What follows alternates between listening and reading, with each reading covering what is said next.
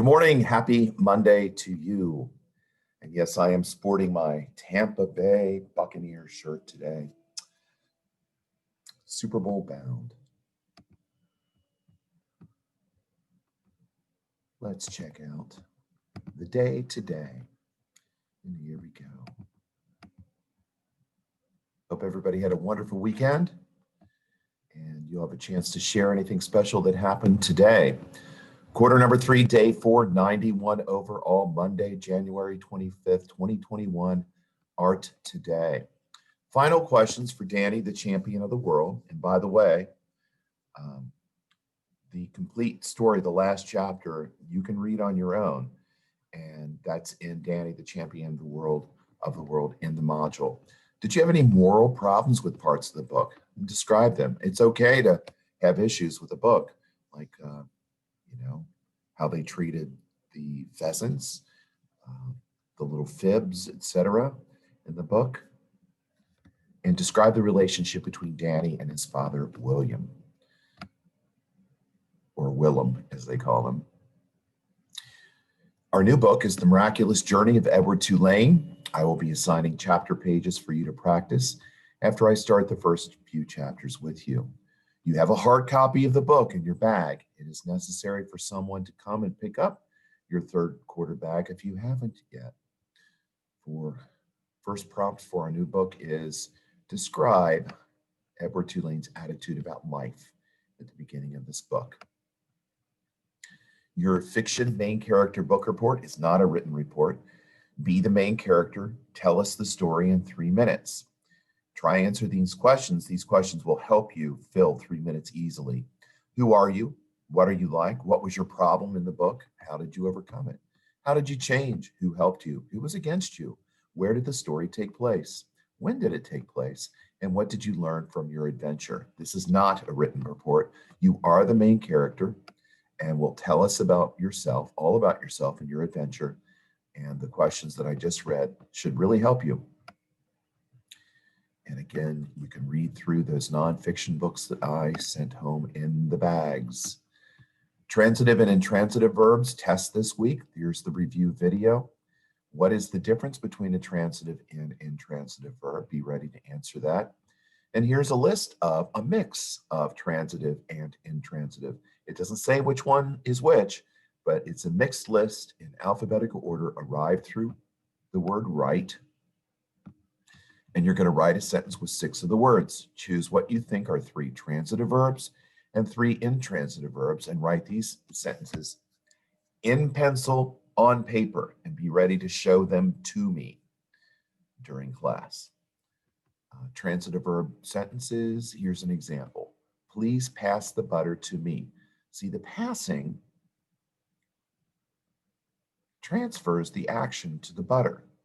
So the butter, something's happening to the butter. It's an object that's being affected by this verb. The intransitive verb, the priest will kneel on the floor to pray. Now, the priest will kneel, the action is just right there with the priest. The action is not transferring to anything else. So the kneeling is what the priest does. Passing the butter, the action happens to the butter. So choose 3 that pass the action along and 3 that the action stays with the subject. We are now writing out our grammar and spelling sentences in pencil on paper. Below are videos and websites to help you, both manuscript and cursive, if you're ready for it. Also use your handwriting booklet sent home in your third quarter bags. You got how to make your print or manuscript handwriting better, cursive handwriting for beginners, connecting letters in cursive writing, and there's 4 great pictures, great illustrations for good ways of holding a pencil or pen. Spelling and vocabulary, we have our words and the prompt today in pencil on paper. Combine 2 words from our last group above in sentences. So here's the last group right here from scatter all the way down to volunteer. And I have an example here. I chose the word scatter and I chose the word solution. And I was thinking back about Danny, the champion of the world.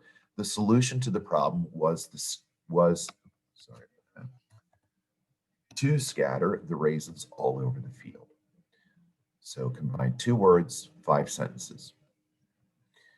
And this inventor is all thumbs, last day of this interview, and she describes her invention, Thumbkins. Daily life in the Indus Valley. We will start listening to you today, and first reader up will be Porter, then Sky, then Harper, and possibly get to Abby, but I'm not sure if we'll get that far. If you don't know how to pronounce a word, you go to this website right here, and they're pronouncing the word pronounce. That's what pops up. You write the word pronounce, then you write the word that you want pronounced.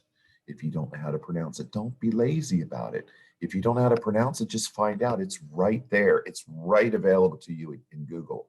You type the word in, you write the word pronounce, and then this little doohickey will come up. You click where it says play, and she pronounces the word for you.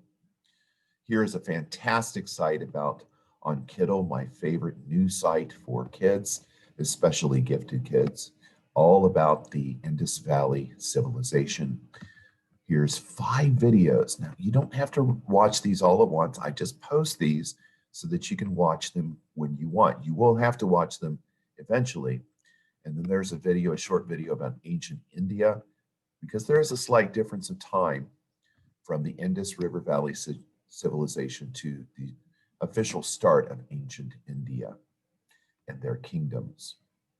And then there's a long video that is like 51 minutes, and you certainly don't have to watch that at one time.